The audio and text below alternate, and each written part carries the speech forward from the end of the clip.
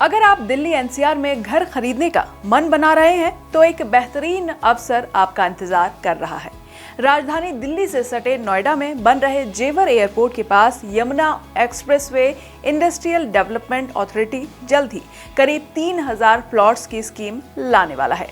चलिए जानते हैं किन सेक्टरों में होंगे ये प्लॉट्स, कैसे अप्लाई कर इन प्लॉट्स को खरीदा जाए, जानते हैं इस वीडियो में। एक घर खरीदने का सपना किसका नहीं होता। दिल्ली एनसीआर में बंगले का सपना थोड़ा महंगा हो सकता है, लेकिन एक छोटा सा आशियाना जरूर बन सकता है। अगर ये छोटा सा आशियाना भी अगर जेवर में नोएडा इंटरनेशनल एयरपोर्ट के पास हो तो फिर कहने ही क्या।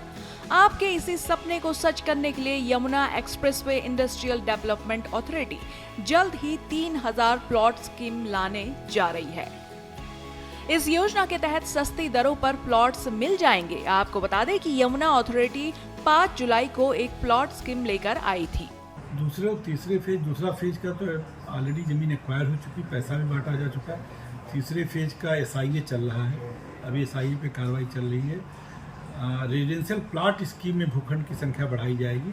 रेजिडेंशियल प्लॉट स्कीम अभी जो वर्तमान में चल रही है, जिसकी अंतिम तिथि 5 अगस्त है, उसमें लगभग 5.5 से प्लॉट बढ़ाए जाने के लिए हम लोगों ने रेरा में पत्र भेजा था सेक्टर 24 में बीवो के पास रेजिडेंशियल प्लॉट के लिए।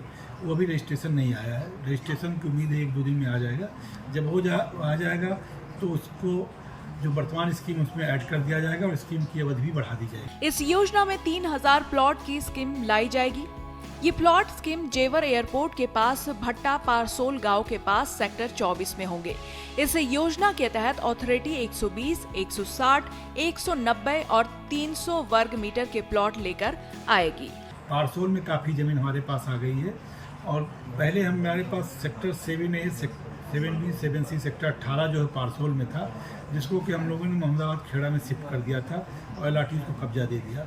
अब ये जो प्लाट हमारे पास आ गए हैं तो लगभग 16 से प्लाट हैं। इस 16 से प्लाट को हमने कहा कि इसको डेवलप कर लीजिए, रोड नाली सीवर का काम 30% कर दीजिए, उसके बाद इसकी स्कीम नवरात्रों में ले आइए।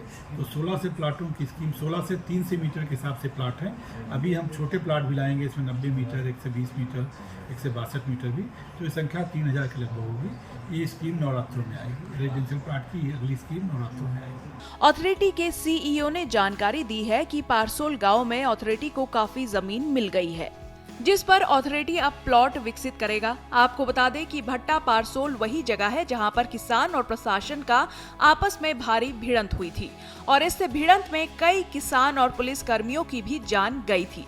इस भिड़ंत के बाद से यहां प्रशासन ने अधिग्रहण पर रोक लगा दी थी, लेकिन यमुना अथॉरिटी ने अब इन गांव की जमीन को अधिग्रहण करने का प्रस्ताव प्रशासन को भेज दिया है। लेकिन गांव में ज्यादातर लोगों की रीट हाई कोर्ट में लगने के कारण इन गांवों को अभी तक मुआवजा नहीं दिया जा सका था। हालांकि यमुना अथॉरिटी के सीईओ ने लोगों को भरोसा दिया है कि 80% लोग रीट वापस लेने के बाद यहां के किसानों को मुआवजा दे दिया जाएगा।